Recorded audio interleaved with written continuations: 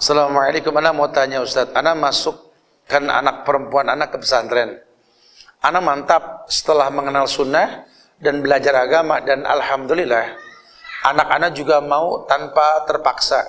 Lalu kebanyakan saudara dan tetangga mengira Ana yang memaksa karena mungkin nasihat Ana yang dulu benar-benar jauh dari yang sekarang. Apakah ini termasuk langkah cara benar karena Allah apa nafsu, Ustadz? Ya nggak tahu, situ yang tahu. Yang saya maksud di sini, kamu yang tahu ini karena Allah atau karena nafsu. Karena banyak juga orang tua ini yang baru hijrah, kemudian pengen anaknya langsung jadi ustadz, disekolahkan di pesantren pasca SD. Kalau saya punya pesantren, dan saya selalu menasihatkan kalau bisa anak masuk pesantren setelah SD. Karena anak itu punya hak dekat sama orang tua. Yang saya khawatirkan kalau dari SD dia masuk pesantren, masa anak-anaknya hilang. Jadi ustadz kayak anak-anak berantem mulu antar ustadz. Jadi pejabat kayak anak-anak berantem, karena masa anak-anaknya hilang.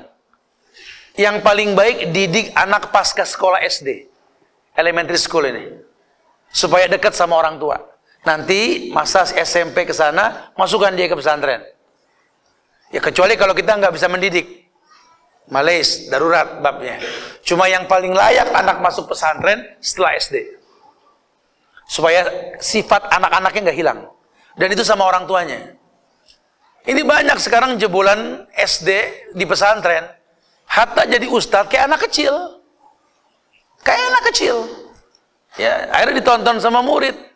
Salah-salahan, ngambekan, kayak anak kecil. Nggak dewasa. Hatta jadi pejabat kayak anak kecil. Ditonton di YouTube ribut pejabat, kayak anak kecil.